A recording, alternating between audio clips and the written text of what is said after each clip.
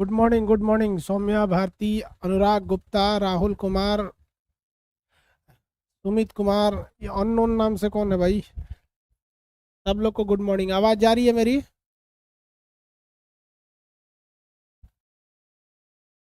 आवाज जई तो?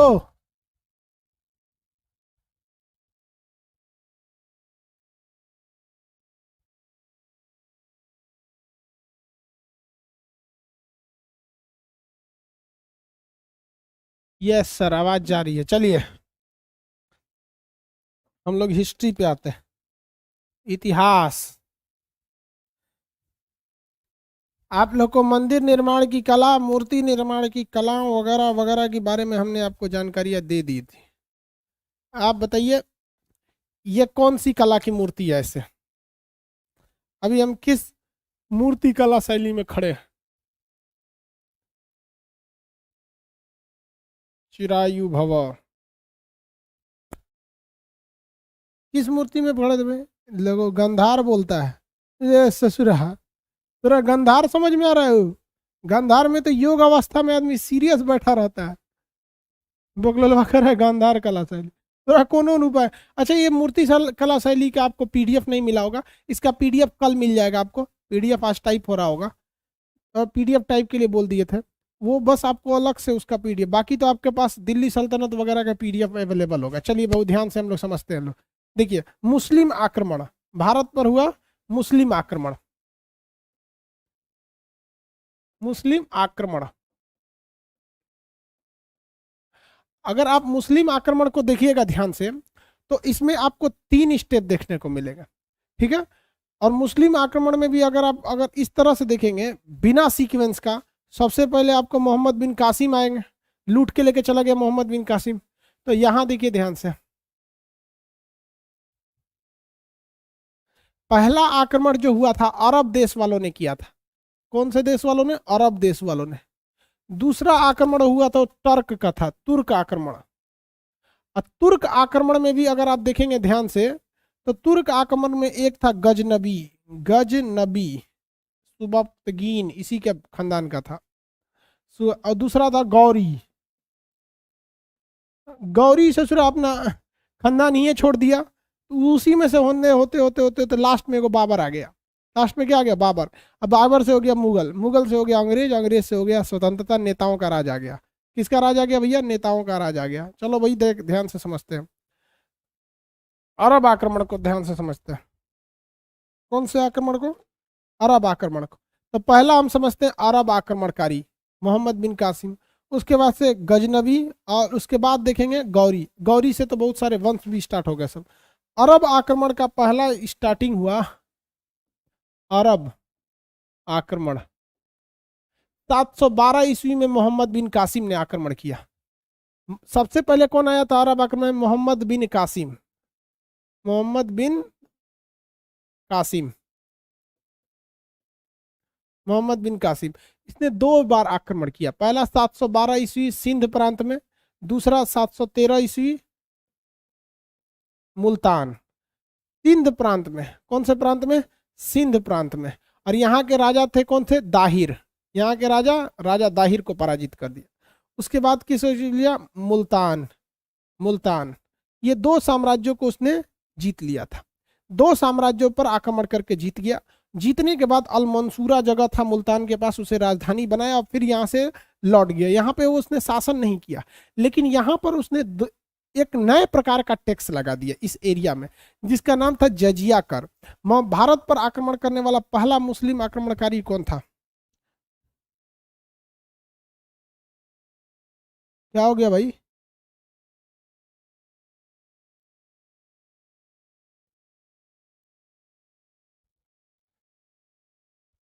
भारत पर आक्रमण करने वाला पहला मुस्लिम आक्रमणकारी मोहम्मद बिन कासिम। 712 700 दूसरों में 12 ही लिख दिए हैं। ऐ ससुरात 13 लिख दो। हाँ, 12 में मुल्तान और 13 में क्या कर लिया? सिंध और मुल्तान पर आक्रमण किया और राजा दाहिर को इसने पराजित कर दिया। और कौन से टैक्स को लागू किया गया? जजिया कर को। टैक्स का नाम जजिया। जजिया। जजिया कर। जजिया कर क्या था? ये उसको लगता था जो मुस्लिम नहीं है। मतलब एक्सेप्ट मुस्लिम, गैर मुस्लिम, मतलब जो मुस्लिम नहीं है, एक्सेप्ट जो तो मुस्लिम नहीं थे। जैसे एक ठो कानून अभी आया ना, सीएए, सीएए में भी मुस्लिम शामिल नहीं है और जजिया में भी मुस्लिम शामिल नहीं थे। ठीक है, तो ये इसमें किसे रखा गया, गैर मुस्लिम। मुस्लिम, गैर मुस्लिम का मतलब क्या होता है, जो मुसलमान के बाहर एक्सेप्ट आता है, जैसे जैन धर्म, बौद्ध धर्म, ये वगैरह। लेकिन भारत में उस वक्त तक आप अगर ध्यान देंगे तो भक्ति आंदोलन स्टार्ट हो चुकी थी, शंकराचार्य आ चुके थे, और भारत में हर्षवर्धन का उस समय हाल में पीरियड खत्म हुआ था, हर्षवर्धन का शासनकाल। तो उस समय हिंदू धर्म का बहुत ज्यादा प्रचलन था। तो ज्यादातर ये इफेक्ट किस पे पड़ा, जो हिंदू धर्म पे पड़ा। इस जजिया नामक कर में उसने 5 लोगों को बाहर रखा था। यह जजिया कर कैसा कर था, सुरक्षात्मक कर था। सुरक्षात्मक कर मतलब आपके ऊपर मुस्लिम आक्रमणकारी आए थे, सब आप टैक्स देंगे तो आप सुरक्षित रहेंगे, ना तो घर द्वार लूट के लेके चल जाता था। तो सुरक्षात्मक टैक्स लगाया गया था, जो बिल्कुल अमानवीय था। इसको किसी हिसाब से किसी जाति के आधार पर किसी टैक्स का निर्धारण नहीं किया जा सकता। इसमें 5 प्रकार के छूट दिए गए थे। 5 लोगों को छूट दिया गया था। एक जो छोटे बच्चे थे जो नहीं कमा सकते थे, बच्चा, और एक जो बूढ़ा हो चुका था, जो बूढ़ा व्यक्ति, बच्चा और बूढ़ा तो बेचारे उठ बैठ नहीं पाते हैं, और बच्चा तो खुद कमाता नहीं है। दूसरा, तीसरे को इसने छूट रखा था विकलांग को, विकलांग को छूट रखा था। उसके बाद से ब्राह्मण को छूट दे रखा था। ब्राह्मण को छूट दे रखा था, क्योंकि भारतीय संस्कृति में कहा गया है कि ब्राह्मण का धन भिक्षा होता है, वो दूसरों से लेके रहता है। तो एक विकलांग हो गया, फिर ब्राह्मण हो गया। विकलांग लोग तो खुद आर्थिक रूप से सशक्त नहीं रहते। उसके बाद इसने महिलाओं को छूट रखा था, महिलाओं को छूट दे रखा था। तो इतने लोगों को जजिया टैक्स नहीं देना था। बाकी जो स्वस्थ हैं, मतलब एडल्ट जो कमाने वाले पुरुष हैं, उन्हीं के ऊपर ये टैक्स लगता था।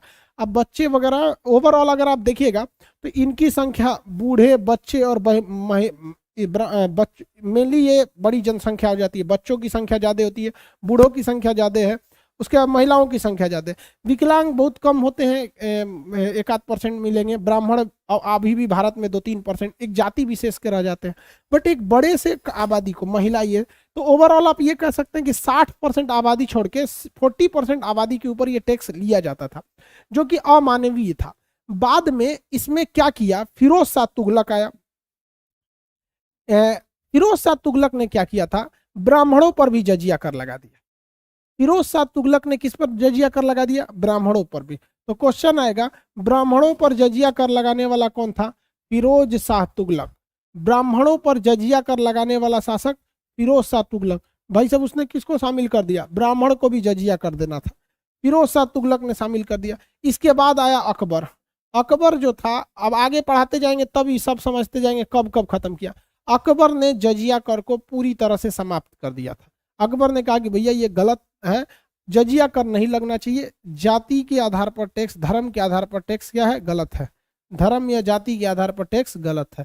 फिरोज शाह तुगलक, फिरोज FST लिख दिए हैं, वही है, वही फिरोज शाह तुगलक। अकबर ने खत्म कर दिया। अकबर के समाज सुधार में सबसे बड़ी भूमिका जोधाबाई की थी, क्योंकि जोधाबाई जो थी वो राजस्थान के कछवाहा वंश, जो राजपूतों का वंश था, उसकी रानी थी, और उसने अकबर को समाज सुधार में बहुत ज्यादा प्रेरित किया। इसके बाद आया औरंगजेब। कौन आया, औरंगजेब। ऐसे लाइन से नहीं है, हम ऐसे इस टेक्स्ट के संबंध में बता रहे हैं। औरंगजेब, औरंगजेब ने दोबारा जजिया कर को क्या कर दिया, स्टार्ट करा दिया। औरंगजेब के बाद आया फाइनली मोहम्मद शाह तुगलक, मोहम्मद शाह रंगीला। मोहम्मद शाह, इसको रंगीला बादशाह भी कहा जाता था। सोचो, नाच गाना बड़ी सुनते रहता था, बैल था। मोहम्मद शाह रंगीला। तो ये मोहम्मद शाह रंगीला ने फाइनली जजिया कर को समाप्त किया था। फाइनली जजिया कर, इसमें हर एक क्वेश्चन पूछे जाएंगे। पूरी तरह से जजिया को समाप्त करने वाला शासक मोहम्मद शाह रंगीला। पूरी कंप्लीटली जजिया समाप्त करने वाला शासक मोहम्मद शाह रंगीला। कंप्लीट डिमोलिश कर दिया था उसका। लेकिन ब्राह्मणों पर जजिया कर किसने लगाया, फिरोज शाह तुगलक। ब्राह्मणों पर जजिया लगाने वाला फिरोज शाह तुगलक। जजिया कर कैसा था, एक सुरक्षात्मक कर था, गैर मुसलमानों से लिया जाता था। इसमें 5 लोगों को छूट थी। याद रखने का तरीका सिंपल है, छोटका बचवा और जो बूढ़े हो गए हैं ये लोग, और महिलाएं महिलाएं भी नहीं कमाती हैं। तो बेसिकली इसमें कॉन्सेप्ट ये रखा गया था जो नहीं कमा पाते हैं, तो बच्चे नहीं कमा पाते हैं, बूढ़े लोग नहीं कमाते हैं, विकलांग, ब्राह्मण, महिला, ये 5 लोगों को उसने बाहर रखा था। लेकिन फिरोज शाह तुगलक ने किसे शामिल कर दिया, ये मतलब ब्राह्मणों को भी रख दिया। आगे बढ़ जाए, ये यहाँ से, और ये अरब आक्रमण जो आया था ये ज्यादा देर तक चला नहीं, ये लौट उठ के पैसा वैसा धन दौलत यहाँ से लिया चला गया। मोहम्मद बिन कासिम यहाँ बैठ के शासन करने नहीं आया। इवन इसके बाद महमूद गजनबी भी आया, उसने भी शासन नहीं किया। अल मंसूर को इसने क्या बना दिया था, राजधानी बना दिया था। किसे हराया था, राजा दाहिर को हटाया था। किसे हराया, राजा दाहिर को इसने हरा दिया था, सिंध प्रांत के राजा दाहिर को। तो मुस्लिम आक्रमण का पहला चरण जो था वो अरब देश वालों ने किया था। किसने किया था, अरब देश वालों ने किया था। किसी को कोई दिक्कत नहीं, अरब आक्रमणकारी। अब हम पढ़ते हैं तुर्क। देखिए टर्की अलग है, तुर्क अलग है। तुर्क और टर्की में डिफरेंस समझिए, तुर्क और टर्की में डिफरेंस। टर्क नक्शा में देखिए,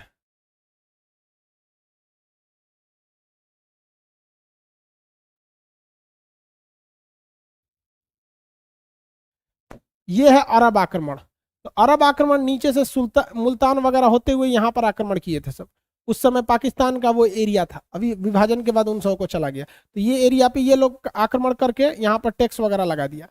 टर्क जो थे सब, टर्क वो इस एरिया में थे सब। टर्क ये ऊपर का एरिया कजाकिस्तान वगैरह वगैरह, ये जितना एरिया देख रहे हैं ये टर्कों का था, तुर्कों का।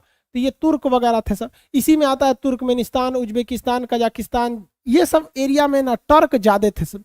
इसी में बाबर भी था, बाबर भी यहीं से आया, महमूद गजनबी भी यहीं से आया, गौरी भी यहीं से आया। तो तुर्क और टर्क में अंतर होता है, समझ में आ गया। एक और नक्शा में देखेंगे,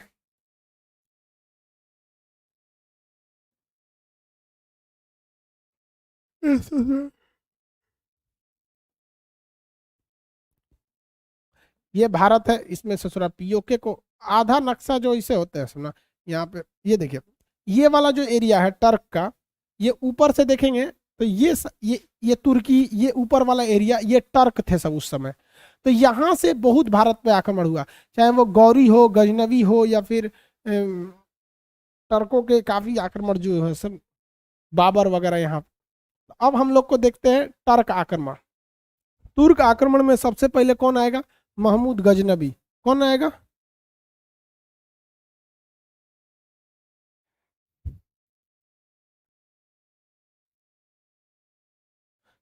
महमूद गजनबी, पढ़ा जाए, महमूद गजनबी। ये गजनी का रहने वाला था, अफगानिस्तान के पास जगह है गजनी, गजनी वहां का रहने वाला था। वो गजनी फिल्म मत देख लिए, गजनी। इसके बावजूद भारत पर आक्रमण किए थे 986 में, सुवक्तगीन, सुवक्तगीन। तो सबसे पहले हो गया था सुवक्तगीन। तो पहले इसमें सबसे 1 नंबर पे आ जाएगा सुवक्तगीन। आपके मटेरियल में देखिए लिखा होगा सुवक्तगीन, सुवक्तगीन। इस पे आक्रमण कर दिया 986 में, आक्रमण कर दिया। और भीम यहाँ पर गुजरात और राजस्थान का जो क्षेत्र था उसको इसने कब्जा किया। ये मेनली इसी रास्ते से यहाँ पर इसने कब्जा किया, और कब्जा करने के बाद यहाँ से धन दौलत लूटा और लेकर चला गया। इसी सुवक्तगीन में आएगा महमूद गजनबी। कौन आएगा, गजनबी, गजनबी, सुवक्तगीन में ही आएगा गजनबी। इसके बाद शासक कौन बना, गजनबी।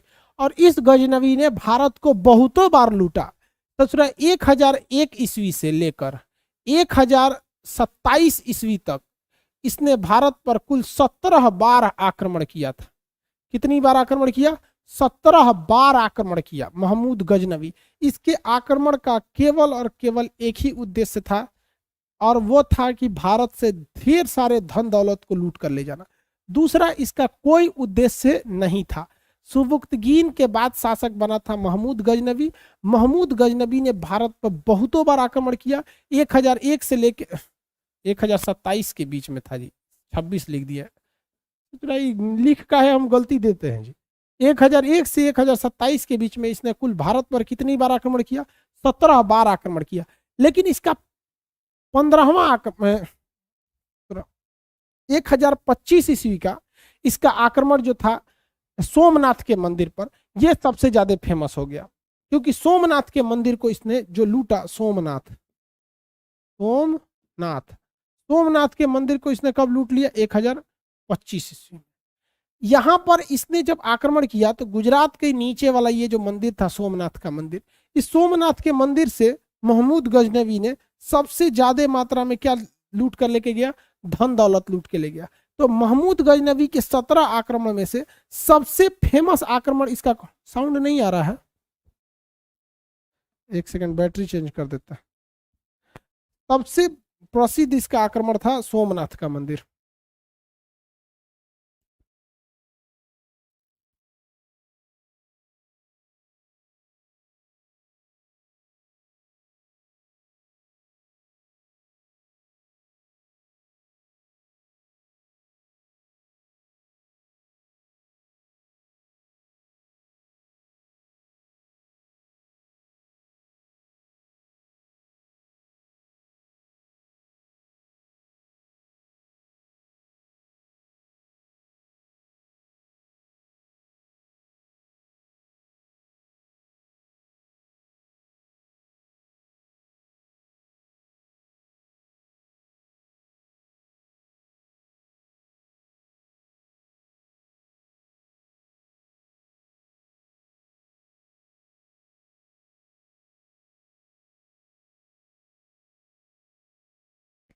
चलिए अब ध्यान से देखिए, सोमनाथ के मंदिर को जब इसने लूटा 1025 ईस्वी में, तो यहां से अपार धन दौलत लेके जब जा रहा था तो रास्ते में इसका जाट जात के लोगों से, जाट हरियाणा में एक से एक मिलेंगे सबको, जाट मार और कर धो दिया सब इसको रास्ता में।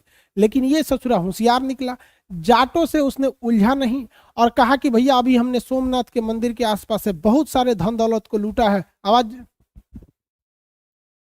आवाज क्लियर जा रहा है ना? सोमनाथ के मंदिर से अपार धन दौलत को लूटा, इसलिए ये उस समय उलझने को सही नहीं समझा और इसने कहा कि भैया अभी जाते हैं, लौटेंगे अगले साल तो फिर आक्रमण करेंगे। तो सोमनाथ के 16वां बार जो आक्रमण हुआ था, 16वां बार, इसके बाद इसने धन दौलत खूब लूटा। इसके बाद इसने जब लौट कर आया तो जाट जाति जो होती है, जाट के विरुद्ध 1027 ईस्वी में इसने अपना 17वां बार भारत पर आक्रमण किया था, जाट जात के लोगों के करते। लेकिन ये उसी समय आक्रमण नहीं किया था, विवाद ये उसका उसी समय से हो गया था और अपार धन दौलत को ये लूट के ले गया था। इसके शासन, इसके देखिए पहले के जो राजा महाराजा थे सब ना, तो पहले आजकल मोबाइल वोबाइल हो गया है, तो पहले टाइम पास के लिए तो पहले राजा महाराजा जो थे ना, एक से एक गीतकार, रचयिताकार, लेखक इसके साथ रहते थे, इतिहासकार रहते थे सब, जो इसके साथ लिखा करते थे। इसके इतिहासकार में फिरदौसी, अल बरूनी, उतबी, ये 3 सबसे फेमस थे सब, उतबी, अल बरूनी और फिरदौसी। शाहनामा फिरदौसी, किताबुल हिंद या ये तहकीकात हिंद या किताबुल हिंद, अल बरूनी ने लिखा है। तो इसके शासन में इसके साथ 3 प्रमुख इतिहासकार थे, तीनों के नाम याद रखेंगे, आपसे अक्सर पूछता है। उतबी, फिरदौसी,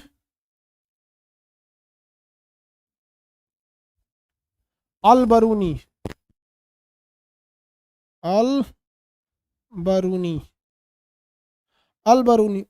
उतबी, फिरदौसी, अल बरूनी, ये इसके साथ सबसे प्रसिद्ध इतिहासकार आए थे सब।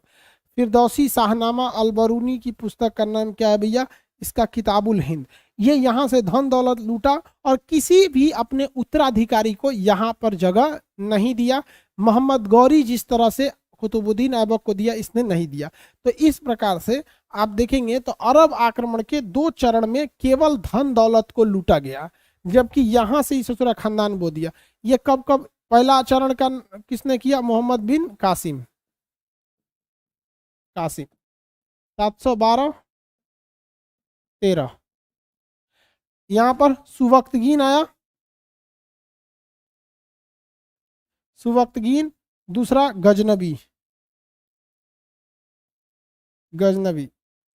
1001 से 1027 के बीच में, 1001 ईस्वी से लेके 1027 ईस्वी तक। अब देखते हैं मोहम्मद गौरी को, इसे जरा और खचरा था ये। इसके साथ तीनों इतिहासकार के नाम याद रखेंगे।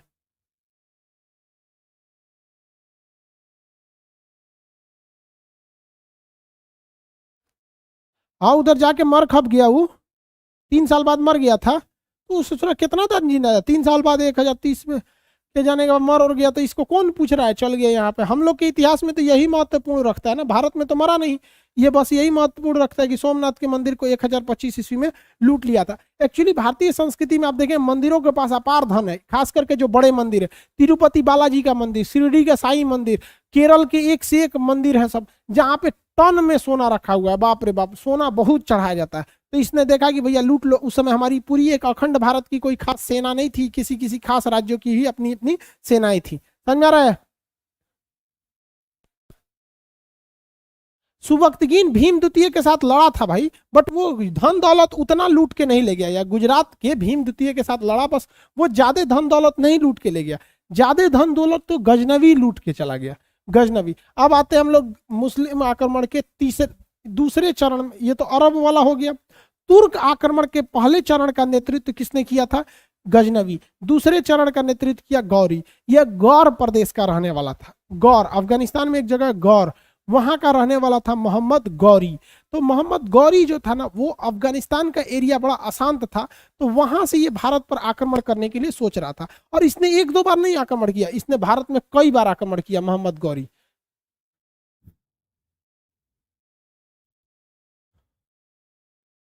मोहम्मद गौरी, भारत में जितने भी आक्रमण हुए वो इसी रास्ते से होते थे, क्योंकि ये उपजाऊ एरिया था और यहाँ पर धन दौलत ज्यादा थे।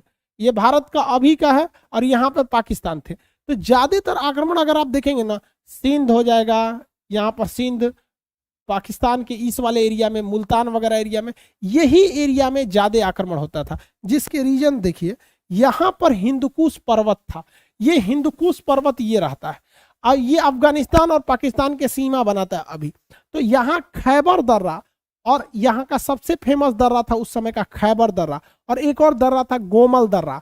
तो दो दर्रों के प्रयोग करके कोई भी आक्रमणकारी भारत में एंट्री मारता था।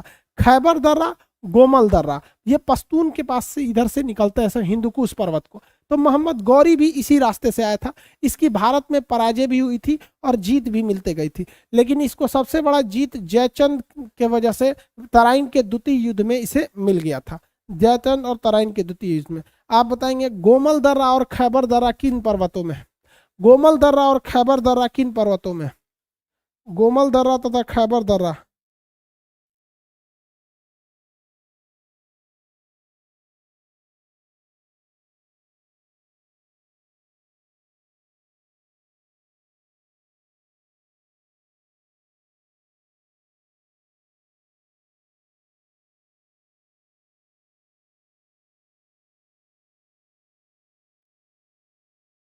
गोमल दर्रा, खैबर दर्रा, हिंदुकुश पर्वत में, हिंदुकुश पर्वत में। देखिए, इसी दर्रे को होते, दर्रा किसे कहा जाता? पहाड़ों के बीच का चौड़ा रास्ता जिसमें एक बड़ी सी फौज भी निकल सके, क्योंकि फौज के पास अलग अलग हथियार रहते हैं। ये यहाँ से आक्रमण करना चालू कर दिया। यहाँ अगर देखेंगे तो ये आसपास का एरिया देखिएगा, मुल्तान, इसको धीरे धीरे जीतते गया, लाहौर, ये सबको धीरे धीरे जीतते गया था। यहाँ जब गुजरात की ओर बैठा तो इसको तो थूर दिया था भीम द्वितीय ने। इसको 1178 ईस्वी में यहाँ पर इसकी पहली पराजय हुई थी। हालांकि ये भारत में एंट्री मारना चालू किया था 1175 से ही, तो यहाँ से धीरे धीरे एरिया को जीतते गया था। यहाँ जाने के बाद इसकी अच्छी खासी थी थुराई भी हुई थी यहाँ पर गुजरात में भीम द्वितीय के समय में यहाँ पर। लेकिन ये इस एरिया में जब कब्जा कर रहा था तो यहाँ पर पृथ्वीराज चौहान का साम्राज्य आ जाता था राजस्थान में। तो पृथ्वीराज चौहान को स्पष्ट पता था कि मोहम्मद गौरी से ये राजस्थान का एरिया सुरक्षित नहीं है। तो ये मालवा के शासक जयचंद्र के साथ मिलकर 1191 में, आपको पढ़ा चुके हैं, तराइन के प्रथम युद्ध में मोहम्मद गौरी को हरा दिए। लेकिन 1192 के तराइन के द्वितीय युद्ध में जयचंद किसके साथ मिल गया? मोहम्मद गौरी के साथ मिल गया और पृथ्वीराज चौहान को पराजित करा दिया। उसके बाद 1194 के युद्ध में, चंदवार के युद्ध में, इनको भी मार दिया मोहम्मद गौरी, और इस पृथ्वीराज चौहान को भी बंधक बना दिया, इनका भी साम्राज्य छीन लिया। यहाँ पर मोहम्मद गौरी भी लौट गया, ध्यान से समझिए, मोहम्मद गौरी भी लौट गया। लेकिन अगर वो कोई बेटियां ना फसल रहती तो दिक्कत नहीं हुआ रहता।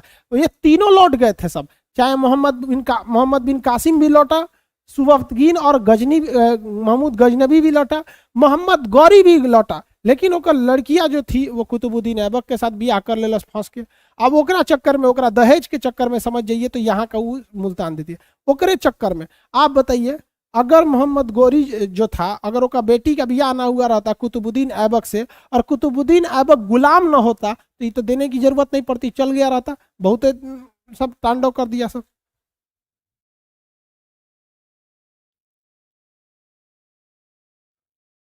देखिए भाऊ, मोहम्मद गोरी, गजनवी, मोहम्मद बिन कासिम, जितने भी भारत पर आक्रमण किए हैं, आप इन्हें कितना भी कोस लीजिए, आप इन्हें कितना भी गाली दे दीजिए, लेकिन इन सब के जीत का एक ही कारण है, हम लोग आपस में लड़े थे। राजस्थान में मारवाड़ अलग जगह हो गया, मेवाड़ अलग हो गया, उदयपुर अलग हुआ। मतलब एक छोटे से राजस्थान में चार चार राजा हो जाएंगे तो क्या होगा? हरियाणा के राजा, दिल्ली के राजा, भागलपुर के राजा, यहाँ का राजा। तो ये लोग बहुत ही ज्यादा शक्तिशाली नहीं थे, किंतु इनकी एक संगठित सेना थी। और जब सेना का इनका मोटिवेशन, मनोबल तगड़ा था। रीजन क्या है कि ये दूसरे जगह से आके लड़ रहे थे, इसलिए इनको पता था कि ससुरे अगर नहीं जीतोगे तो कंफर्म मारा जाओगे। और भारत में जो राजा थे लोग, इन लोगों के आपसी फूट, वहां के राजपूत शासक को यहाँ के राजपूत से नहीं पट रहा है, वहां के यादव वंश के शासक, दिल्ली के सुसदिया शासक, इनके यहाँ शासक। तो हम लोग इतने ना टुकड़ों में बटे थे। आज भी देखिएगा, आज वो राज्य का टुकड़ा नहीं रह गया है। आज हमारे यहाँ देश में राज्य के नाम पे लड़ाइयां अब लगभग लगभग ना बराबर हो गई हैं। कुछ महाराष्ट्र साइड में या फिर इधर देखा जाता है, वो भी बहुत कम अब हो गए हैं सब। यहाँ पर ऐसा नहीं है, यहाँ साउथ इंडियन, नॉर्थ इंडियन, ये सब की लड़ाई अब बड़ी नहीं रहेगी। अब लड़ाई पॉलिटिशियन की हो गई है। पहले लड़ाई राजा के नाम पे होती थी, हम फलाना के राजा, तुम इनके राजा, हम उनके राजा। अब आप बताइए, 1857 की क्रांति में जो सिंधिया शासक थे मध्य प्रदेश के, उन्होंने तो भारत का बहुत बड़ा साथ नहीं दिया था वहां पे, उस वंश में 1857 की क्रांति के वक्त में वहां पर। या फिर आप देखिएगा, हमारे यहाँ खुद के भारतीय सिपाही था जो दिल्ली में अंग्रेजों के गोदाम में आग लगा दिया। तो हम लोग खुद के अंदर से कमजोर थे, चाहे वो अंग्रेज आए हों, चाहे मुगल आए हों, या कोई भी आए हों। आप उन्हें, उनको आप एक वक्त के लिए अगर छोड़ दीजिए गलत ठहराना, तो एक बार देखिए हम लोग की खुद की कितनी बड़ी गलती थी। समझ रहे हैं कि नहीं? तो ये बात था, यही वजह था कि उन लोग को यहाँ आने का मौका मिल गया। अब इसके बाद मोहम्मद गौरी जो था, वो अपने गुलाम को क्या कर दिया, यहाँ का शासक सौंप दिया। और यहाँ से स्टार्ट होती है गुलाम वंश। अब तक जो आप पढ़ रहे थे, ये एक ओवरव्यू था, क्योंकि बहुत ज्यादा डीप से इनके बारे में भी नहीं पूछेगा, क्योंकि इस हमला करके लूट के चल गया। गजनी के बारे में भी नहीं, गौरी के बारे में भी ज्यादा नहीं पूछेगा, लेकिन इसके गुलाम से ज्यादा क्वेश्चन पूछेगा। तो अब हम लोग को पढ़ना है गुलाम वंश के बारे में। किस वंश के बारे में भैया? गुलाम वंश। तो स्टार्ट करते हैं हम लोग गुलाम वंश। गुलाम वंश को गुलाम वंश क्यों कहा गया? क्योंकि मोहम्मद गौरी के गुलाम से चालू हुआ था। ट्रिक याद रखिएगा, वंशों के ट्रिक, भारत में ट्रिक। गुलाब खिले तो सांस लो। क्या सांस लो? गुलाब खिले तो सांस लो। अच्छा सांस, खुशबू आएगी। क्या करना है भैया? गुलाब खिले तो सांस लो। ये एक ट्रिक है। पहले कौन सा वंश आया था भैया? गुलाम से, गुलाम वंश, गुलाम वंश। खिले से खिलजी वंश। इसमें सबसे फेमस था कौन सा? खिलजी, अलाउद्दीन खिलजी। तुगलक वंश। खिलजी से सांस, सांस से क्या हो जाएगा? सैयद वंश। लो से हो जाएगा लोधी वंश। आप में से कितने लोग बता सकते हैं कि लोधी वंश का अंत किसने किया? लोधी वंश का अंत किसने किया? लोधी वंश का अंत किसने कर दिया था?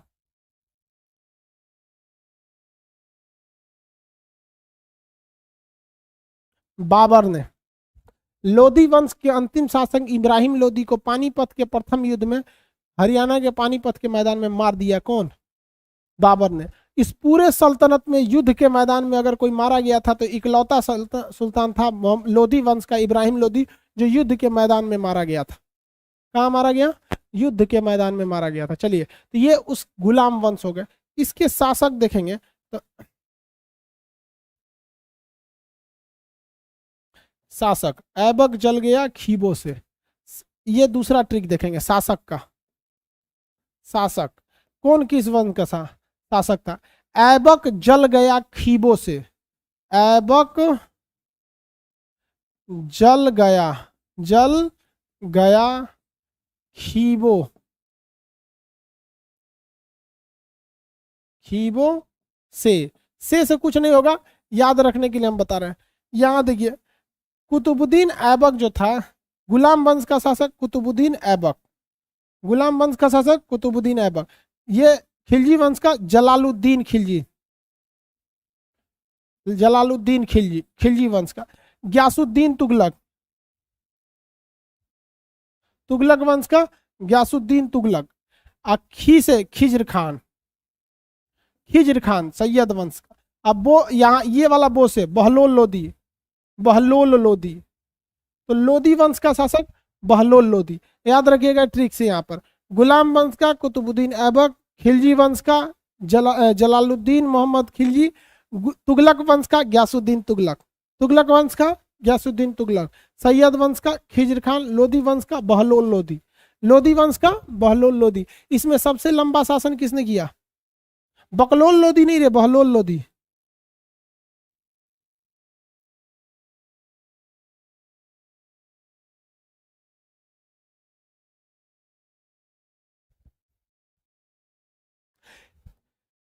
इसमें वंश देखिए अवधि, सबसे ज्यादा टाइम तक शासन किसने किया?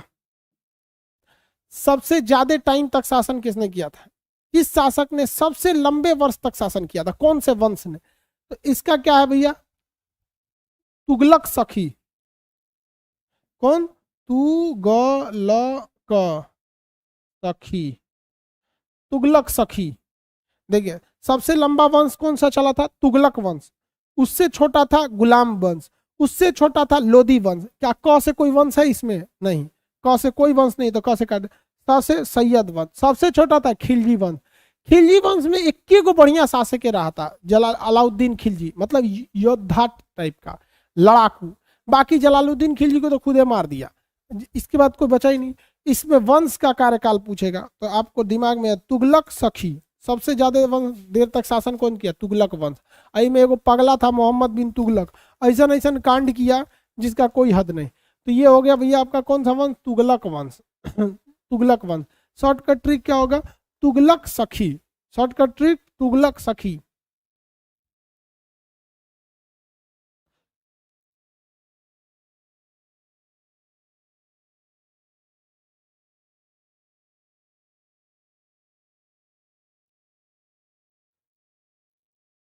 आगे बढ़े, किसी को कोई दिक्कत नहीं? इस ट्रिक को 4 बार याद रखेंगे। बताइए, वंश के नाम में गुलाब खिले तो सांस लो, शासक के नाम पे ऐबक जल गया खीबों से, किसका कार्यकाल ज्यादा था? तुगलक सखी। इसमें कार्यकाल पूछ देता है। अब हमको स्टार्ट करना है गुलाम वंश। गुलाम वंश, गुलाम वंश किसका गुलाम था? मोहम्मद गौरी का गुलाम था। क्या नाम था? कुतुबुद्दीन ऐबक।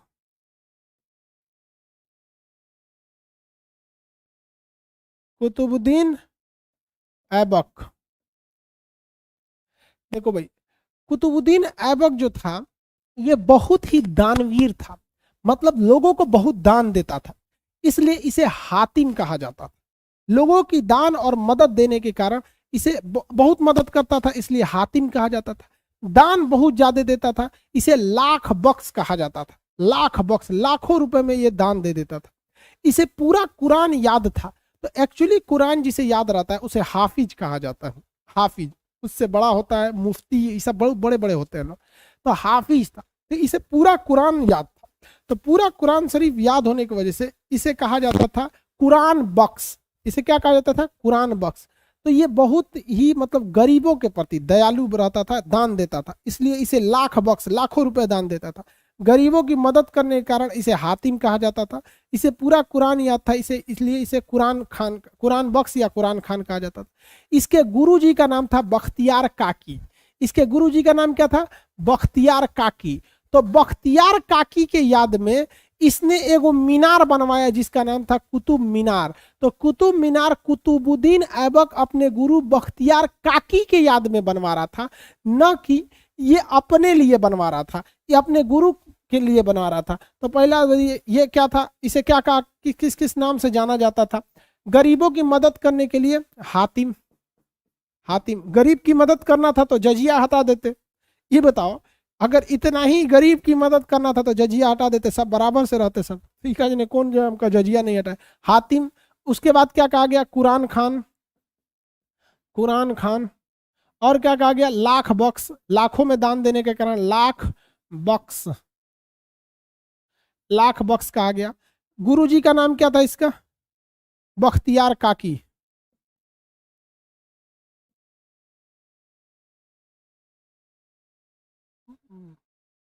जो बख्तियार कौन लिखा था जी, बख्तियार, बख्तियार काकी, गुरु का नाम बख्तियार काकी। इनके लिए क्या बनवाया था, कुतुब मीनार, इन्हीं की याद में कुतुब मीनार बनवा रहा था। इनके याद में क्या बनवा रहा था, कुतुब मीनार। कुतुबुद्दीन ऐबक के सेनापति का नाम बताइए, कितने लोग बता सकते हैं कुतुबुद्दीन ऐबक के सेनापति का नाम। कुछ ये आइडिया हम एक बार नक्शा के क्लास में बता चुके हैं। कुतुबुद्दीन ऐबक का सेनापति का नाम,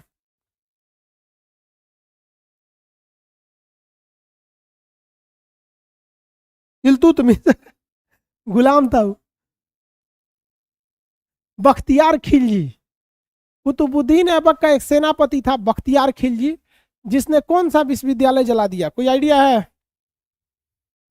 कुतुबुद्दीन ऐबक का सेनापति बख्तियार खिलजी नालंदा विश्वविद्यालय जला दिया। कहाँ का, पटना, पटना कह रहे हैं, नालंदा डिस्ट्रिक्ट है बिहार में, नालंदा विश्वविद्यालय जला। उसी के नाम पर एगो स्टेशन है बख्तियारपुर, बिहार शरीफ में है नालंदा जी, वहाँ पे बख्तियार का खिलजी। नालंदा यूनिवर्सिटी पटना से थोड़ा दूर है, बिहार शरीफ डिस्ट्रिक्ट है, वहाँ पर नालंदा डिस्ट्रिक्ट में है, मुख्यालय उसका बिहार शरीफ है। चलो यहाँ देखो, ये बख्तियार खिलजी, बख्तियार खिलजी। अब इसको खिलजी से ही मत याद रख दिया जाएगा कि अलाउद्दीन खिलजी, बख्तियार खिलजी। कौन सा विश्वविद्यालय बनाया, जलाए नालंदा विश्वविद्यालय।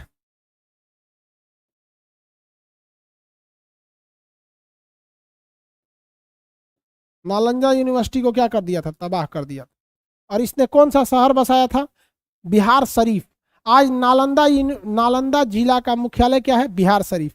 एक स्टेशन है बख्तियारपुर, स्टेशन का नाम है वहां पर, स्टेशन यहाँ पर। इसने अजमेर पर आक्रमण किया, वहां पे उस समय अजमेर में गया था आक्रमण करने।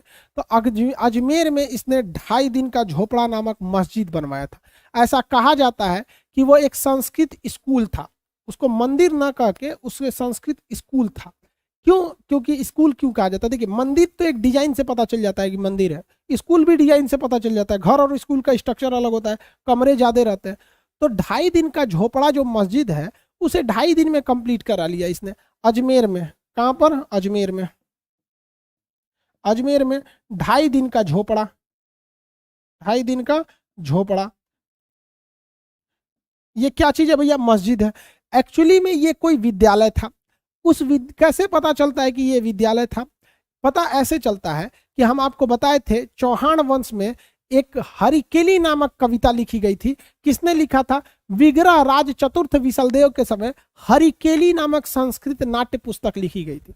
तो हरिकेली नामक संस्कृत नाट्य पुस्तक के कुछ श्लोक आज भी यहाँ पर देखने को मिल जाते हैं। तो ये बताया जाता है कि भैया ये संस्कृत स्कूल था, कोई पाठशाला वगैरह चलते थे, क्योंकि उसका डिजाइन ना मंदिर की तरह है ना ही मस्जिद की तरह है, वो एक स्कूल के प्रांगण की तरह है। तो उसका का 2.5 दिन में बन गया। अब बहुत बड़ा भी नहीं है, बहुत छोटा भी नहीं है, नॉर्मल है। अब 2.5 दिन में बन के तैयार हो गया। तो आप खुद से सोचिए ना, उस समय ना क्रेन होता था ना जेसीबी होता था। हाँ ये बात अलग है कि आप उस समय डिजाइनिंग ज्यादा होती थी, बट टाइमिंग भी तो लगता था। सोच रहा 15-20 साल तो ताजमहल बनने में लग गया। तो जेसीबी वो सब नहीं था, तो 2.5 दिन में बना के रख दिया। तो ये उस समय का था। हम आपको बताए भी थे हरिकेली जब पढ़ा रहे थे तब इस चीज को, कि ये आगे पढ़ाएंगे यहाँ पर। तो अजमेर में इसने 2.5 दिन का झोपड़ा नामक मस्जिद बनवाया। एक दिल्ली में मस्जिद, कुब्बतुल इस्लाम मस्जिद, दिल्ली में भी एक मस्जिद कुब्बतुल इस्लाम मस्जिद, दिल्ली में एक मस्जिद का नाम कुब्बतुल इस्लाम मस्जिद। तो ये 2.5 दिन का झोपड़ा नामक मस्जिद कहाँ है, अजमेर में। दिल्ली में कौन सा मस्जिद भाई, दिल्ली में कौन सा मस्जिद बनवाया, कुब्बतुल इस्लाम मस्जिद। दिल्ली में कुब्बतुल इस्लाम मस्जिद, कुब्बतुल इस्लाम मस्जिद। तो ध्यान से देखिए, कुतुबुद्दीन ऐबक अपने गुरु बख्तियार काकी की याद में कुतुबुद्दीन मीनार बनवाया। 2.5 दिन का झोपड़ा मस्जिद अजमेर में, कुब्बतुल इस्लाम मस्जिद दिल्ली में। इसका सेनापति बख्तियार खिलजी नालंदा विश्वविद्यालय को क्या कर दिया, जला दिया था। यहाँ पर बिहार शरीफ नामक शहर बसाया। ये लाखों में दान देता था, लाख बख्श कुरान याद था, कुरान खान कहा जाता था, हातिम कहा जाता था, गरीबों के प्रति थोड़ा सा सहानुभूति रखता था। इसे पोलो खेलने का बड़ा शौक था, यानी चौगाना खेलने का शौक था। तो लाहौर में इसने ये चौगाना खेल रहा था। लाहौर में क्या खेल रहा था, चौगाना। चौगाना समझते हैं, फुटबॉल, एगो फुटबॉल ले लीजिए, घोड़ा पे बैठ के एगो डंटा से उसको मार मार हाँकिए, तो घोड़ा सही से हाँक रहा था। तो ले ससुरा लपक के मारने गया, बस गिर गया उसी पे से। आज जब गिरा तो इसको घोड़ा खान दिया। इसको क्या खान दिया, घोड़ा खान दिया। तो कुतुबुद्दीन ऐबक की मृत्यु चौगाना खेलते वक्त गिर जाने से हुई, क्योंकि गिरने के बाद इसे घोड़ा खान दिया था। तो घोड़ा खान देने की वजह से इसकी क्या हो गई, मृत्यु हो गई। घोड़ा खान देने की वजह से इसकी मृत्यु। खान देने का मतलब समझते हो, सीबीएसई वाला पूछ रहा है, खान देने का मतलब होता है कोड़, मतलब इसे दो तरीके नहीं समझता। घोड़ा लाते से कचार दिया इसको। कुतुबुद्दीन ऐबक को घोड़ा जो ना लात से कचार दिया था, इसे टब टूर दिया उसको बढ़िया से, गटई उटई पे पैर रख दिया, मुड़क गया गटइये, चल गए यहाँ कुतुबुद्दीन ऐबक, घोड़ा खान दिया उसको। इसीलिए हेलमेट पहन के खेलना चाहिए। तो इसे जो जाकर 5-5 कुंटल के घोड़ा होता है, सब राजा महाराजा का घोड़ा तो और तगड़ा होता ना, गटइये पे मार दिया होगा एक लात, मुड़ गया यहाँ पे, चल गए वहां। उस समय एम्स भी नहीं खुला था कि बचाया जा सके। लाहौर में तो अभियो एम्स नहीं है। तो उस समय भारत की राजधानी उस वक्त लाहौर हुआ करती थी। बाद में दिल्ली आई, कलकत्ता भी गया, आगरा भी गया, आगरा से फतेहपुर सीकरी भी गया, बड़ा बड़ा राजधानी चेंज हुआ, बट दिल्ली ही सबसे ज्यादा सुटेबल राजधानी रहा है। ठीक है, किसी को दिक्कत?